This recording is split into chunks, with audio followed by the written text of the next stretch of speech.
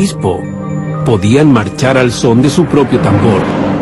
En el Evangelio de Tomás, Jesucristo parece transmitir un mensaje extraño, una enseñanza secreta muy diferente a la de los evangelios tradicionales. Los evangelios tradicionales enseñan que Jesucristo es el único Hijo de Dios. El Evangelio de Tomás sugiere que todos podemos convertirnos en hijos de Dios. Dice, cuando se conozcan a sí mismos, entonces serán conocidos y comprenderán que son hijos del Padre viviente. En otras palabras, si Jesucristo puede tomarse como Hijo de Dios, todos nosotros somos hijos e hijas de Dios. Él no tiene nada que nosotros no podamos tener. Es posible tener el mismo tipo de relación con lo divino, el mismo tipo de identidad con Dios. El Evangelio de Tomás llama a una conexión personal con Dios sin que se necesiten iglesias organizadas, sacerdotes y obispos. Había muchos sacerdotes y obispos que se ofendieron con los gnósticos, que tenían una forma propia, una suerte de línea directa, su propio teléfono rojo con lo divino. Eso no era del agrado de las autoridades de la iglesia. Esa puede ser la razón de por qué el Evangelio de Tomás era considerado herético. La independencia de la creencia gnóstica socavaba la jerarquía de la iglesia. Los gnósticos creían que sus propios evangelios eran tan válidos o incluso más que los de Mateo, Marcos, Lucas y Juan. En el caso del Evangelio de Tomás, tal vez tuvieran razón. En 1945, cuando se descubrieron los evangelios gnósticos, surgió una cuestión perturbadora. ¿Era posible que el evangelio perdido de Tomás fuera más antiguo que los de Mateo, Marcos, Lucas y Juan? Hay un debate entre los estudiosos sobre cómo fechar el Evangelio de Tomás. Lo que sí sabemos es que en el Evangelio de Tomás hay unos papiros griegos muy antiguos y al parecer algunas de sus partes son también muy antiguas. De hecho, partes del Evangelio de Tomás podrían remontarse a los primeros días de la Iglesia. La mayoría de los eruditos cree que los 4 evangelios tradicionales se escribieron más o menos una generación después de la muerte de Jesucristo, unos 40 o 60 años después de que sucedieran los hechos. Pero basándose en su contenido más simple, el material del Evangelio de Tomás podría ser más antiguo. La diferencia entre el Evangelio de Tomás y el Nuevo Testamento es que el Evangelio de Tomás solo tiene los dichos de Jesucristo. No hay milagros, no hay historias sobre Jesucristo. El hecho que el Evangelio solo sea una colección de dichos de Jesucristo puede sugerir que es más antiguo y que la narrativa, los elementos usados para contar historias en los otros evangelios, sean incorporaciones más tardías. Si el Evangelio de Tomás es realmente más antiguo que los 4 evangelios tradicionales, ¿significa que está más cercano del mensaje de Jesucristo? De ser así, ¿significa que la Biblia cristiana está literalmente incompleta? La respuesta podría estar en saber la fecha exacta en que se escribió el Evangelio.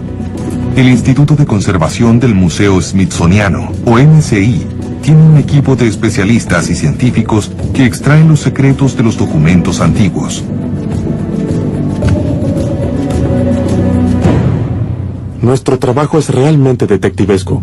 Los científicos usan diferentes tipos de instrumentos para comprender en verdad lo que es, de qué parte del mundo vino. Los expertos buscan pistas de la antigüedad de un evangelio en el papel y la tinta del propio documento. A veces siento como si pudiera introducirme en la cabeza del que lo hizo. Un investigador necesita desarrollar una especie de visión de rayos X que retroceda en el tiempo. Tienes un objeto frente a ti que ha llegado a tus manos en su actual condición y tienes que pensar en todas las cosas que le han ocurrido.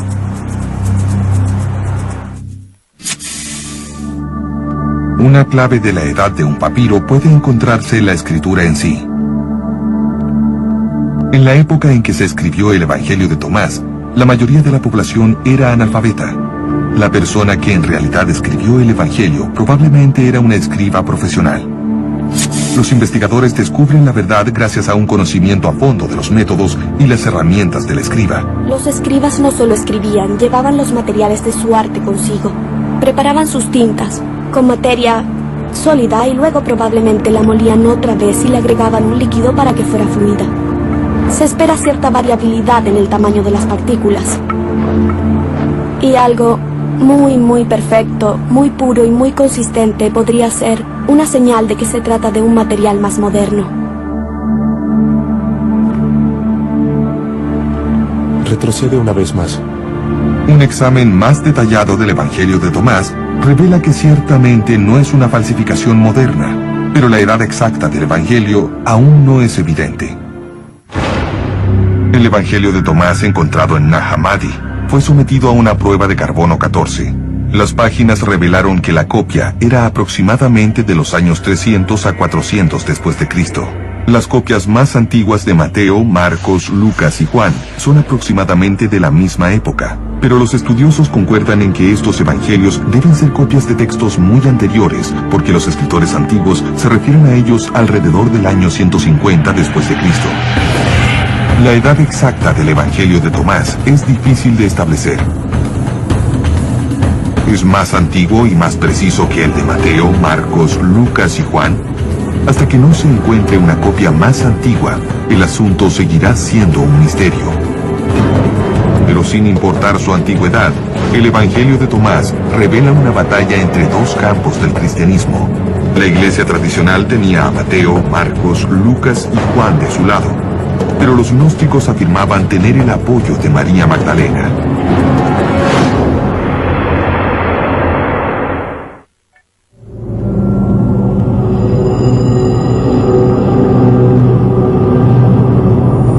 Durante siglos los cristianos creyeron que solo había 4 evangelios que revelaban la vida y el mensaje de Jesús de Nazaret.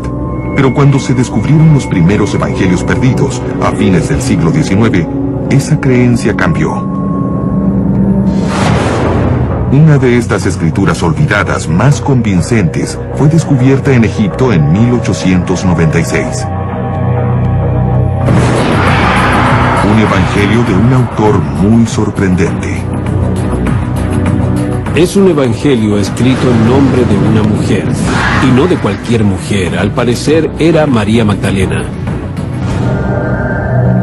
Y no es la misma María Magdalena que tiene un papel asignado por la iglesia, la prostituta arrepentida y todo eso. Esta María Magdalena es una discípula bien amada, es miembro del círculo interno. Solo quedan unos pocos fragmentos, pero enfatizan fuertemente la verdadera significación de María Magdalena. Si el Evangelio de María es auténtico, significa que en algún momento las mujeres fueron líderes poderosas de la iglesia cristiana. Significa que María Magdalena no fue una prostituta reformada, sino la líder de los apóstoles. Y en una religión dominada durante siglos por los hombres, quiere decir que el evangelio más importante fue escrito en nombre de una mujer. El Evangelio de María detalla las instrucciones secretas que Jesucristo solo le dijo a María Magdalena, secretos sobre la vida, la muerte y el cielo. En este Evangelio, Jesucristo revela ciertas cosas a María sobre la vida después de la muerte en términos sumamente gnósticos.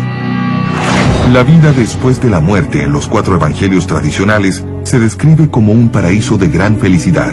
Pero en el Evangelio de María, la vida después de la muerte incluye un extraño viaje del alma, en que la persona muerta se encuentra con criaturas angélicas y demoníacas a medida que el alma se abre paso hacia el cielo. Es solo a María que Jesucristo revela este viaje secreto del alma.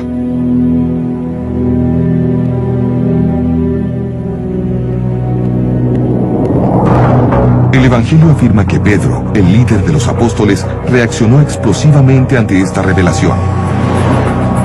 Pedro dice, ¿él realmente habló con una mujer sin que lo supiéramos? Todos tendremos que dirigirnos a ella y escucharla.